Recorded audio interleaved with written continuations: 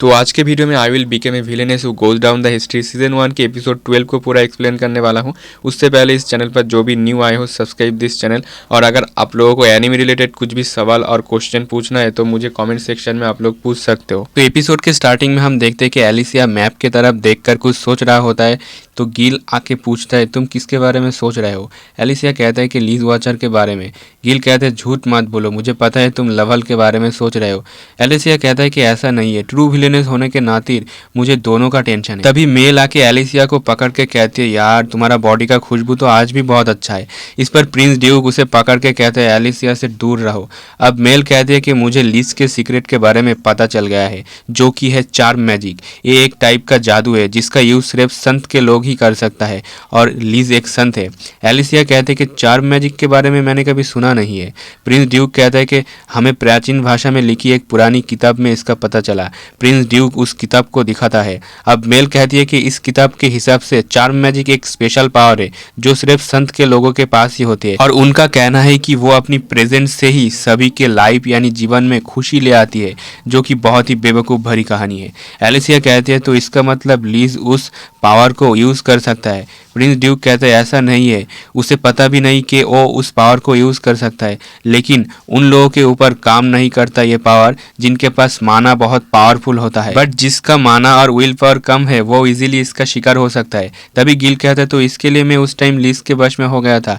Prince Duke कहता है कि एलिसिया और मेरे पास स्ट्रांग माना है तो हम तुम्हें प्रोटेक्ट कर सकते हैं। एलिसिया कहता है कि एकेडमी में अब तक जो कुछ भी हुआ है ये सब लीज के चार्मिंग मैजिक के वजह से हुआ है, लेकिन अब वो आउट ऑफ कंट्रोल हो रहा है। गिल कहता है तो इस मैजिक को स्टॉप कैसे करें। प्रिंस ड्यूक कहता है इस बुक में उस मैजिक को रोकने का कोई सॉल्यूशन नहीं है। इस पर एलिसिया के ब्रदर हेनरी कहता है हमें लीज के बारे में कुछ डाउट जानने की कोशिश किया था पर इसमें कोई भी फायदा नहीं हुआ। प्रिंस ड्यूक कहता है कि हमें सबको बंदी बनाना होगा जब तक कि जादू खत्म ना हो जाए और वो एलिसिया के बालों को छूकर कहता है मुझे कोई प्रॉब्लम नहीं है अगर तुम मुझे बंदी बनाओ तो। उसके बाद नेक्स्ट सीन में हम देखते हैं कि लीज लंच रूम पर बैठा हुआ था और सब लोग उसे कहता है कि प्रिंस ड्यूक हमसे पूछ रहा था कि लीज किसी को धोखा दे रहा है क्या।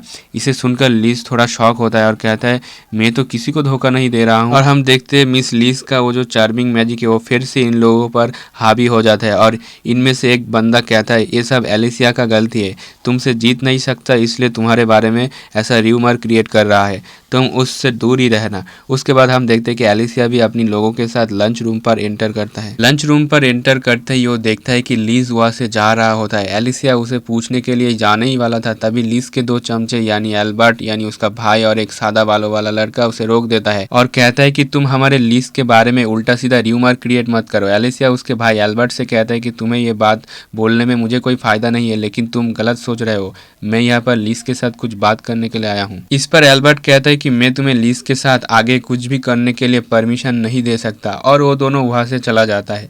मेल कहती है कि कोई फ़ायदा नहीं एलिसिया, ये सब लोग लीज के चार्मिंग मैजिक के वश में है। एलिसिया कहता है कि हमारे पास टाइम नहीं है। लीज कहता है कि ग्रेजुएट होने से पहले हमें उसके रोकना होगा। इस पर प्रिंस ड्यूक कहता है कि तुम ये मुझ पर छोड़ दो। उसके बाद नेक्स्ट सीन में हम देखते हैं कि मिस लीज अपने पंटल लोगों के साथ गार्डन पर बैठकर टी पी रहा था और प्रिंस ड्यूक यहाँ पर आता है और वो आके लीज से कहता है क्या मैं तुम लोगों को ज्वाइन कर सकता हूँ। इस पर लीज थोड़ा शर्मा के कहती है कि पर एलिसिया और हेनरी का क्या होगा। प्रिंस ड्यूक उससे कहता है मैं अभी तुमसे किसी और आदमी के नाम सुनना नहीं चाहता। ड्यूक उसे लेकर सीधा अपने एकेडमी के सीक्रेट रूम पर टेलीपोर्ट हो जाता है। लीज देखता है कि यहाँ पर एलिसिया और गिल भी है। ड्यूक उससे कहता है कि इसके लिए सॉरी, लेकिन मुझे लगा कि एलिसिया के साथ बातचीत करने के लिए यही सही तरीका है। एलिसिया उससे कहती है कि लीज मैं तुमसे तुम्हारा चार्मिंग स्पेल यूज़ करना बंद करवाना चाहता हूँ जो तुम बिना जाने ही यूज़ करते हो लोगों के ऊपर। लीज कहते हैं कि मैं ऐसा कोई भी स्पेल यूज़ नहीं करता। एलिसिया कहती है कि मैंने पहले ही कहा था कि तुम्हें इसके बारे में खुद नहीं पता, पर यह जादू सिर्फ संत के लोगों ही यूज़ कर सकता है जो कि इस बुक पर लिखा हुआ है। लीज उस बुक को देखता है और वो कहता है ऐसा नहीं हो सकता, वो सभी लोग मेरे बहुत अच्छे फ्रेंड है इसलिए वो लोग मेरे करीब है। प्रिंस ड्यूक कहता है कि ऐसा नहीं है, ये सब तुम्हारे चार्मिंग मैजिक के वजह से हुआ है।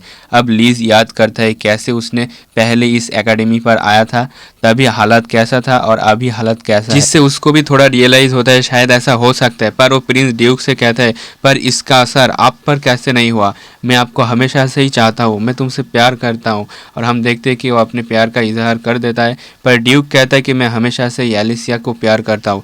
इसे सुनकर एलिसिया शर्मा जाता है और वो मन में कहते हैं क्या अभी अभी प्रिंस ड्यूक ने मुझे इनडायरेक्टली प्रपोज किया। अब हम देखते हैं कि लिज कहता है हाँ मैं तुमसे नफरत करता हूँ, हमेशा से ही करता हूँ, क्योंकि ड्यूक तुम्हें चाहता था और वो अपने दिल की जो भी गुस्सा था वो कह देता है। तभी हम देखते हैं कि एल्बर्ट कहता है कि दूर रहो मेरे सिस्टर से, और हम देखते हैं कि जिन जिन के ऊपर लिज का स्पेल का असर हुआ था वो सभी इनविजिबल होकर इस घर के अंदर रहकर सभी बात सुन रहा था और वो लोग अभी नॉर्मल हो चुका है। इसे देखकर लिज अब रोने लगता है और कहते हैं कि मुझे किसी ने संत के बारे में नहीं बताया तो मैं कैसे जानूंगा कि चार्मिंग स्पेल आखिर कैसे काम करता है। एलिसिया उसे कहता है कि तुम जो बनना चाहते हो वो बनो, ये नहीं कि दूसरे लोग तुम्हें जो कहे तुम वो करो, तब जाके तुम देखोगे तुम्हारे पास जो फेक लोग हैं वो एक दिन रियली तुमसे दोस्ती करेंगे। इसे सुनकर वो थोड़ा खुश होता है और वो उस बुक को लेकर वहाँ से चला जाता है और उसे जाते हुए सभी लोग कहते हैं हाँ अभी लग रहा है कि लीज एक असली इंसान है। और उसके बाद लीज कहते हैं मैं इस बुक को पढ़ूंगा और खुद को इम्प्रूव करूंगा। प्रिंस ड्यूक अब एलिसिया से कहता है कि आज रात तुम मिलना, तुम्हारे साथ कुछ काम है। और नेक्स्ट सीन में हम देखते हैं कि प्रिंस ड्यूक का महल दिखाया जाता है, जहाँ पर हम देखते हैं कि प्रिंस ड्यूक के पिता यानी किंग भी आया हुआ है और उसका पिता उससे पूछता है कि इतने देर रात तुम मुझसे क्या चाहते हो। प्रिंस ड्यूक कहता है कि कोई है जिससे आपको मैं मिलाना चाहता हूँ। और हम देखते हैं कि यहाँ पर एलिसिया और उसकी ग्रैंडपा विल भी आया हुआ है। ग्रैंडपा विल को देखकर उसकी पिता यानी प्रिंस ड्यूक का पिता किंग कहता है भाई तुम यहाँ पर। ग्रैंडपा विल कहते हैं तो अभी भी तुम मुझे भाई मानते हो।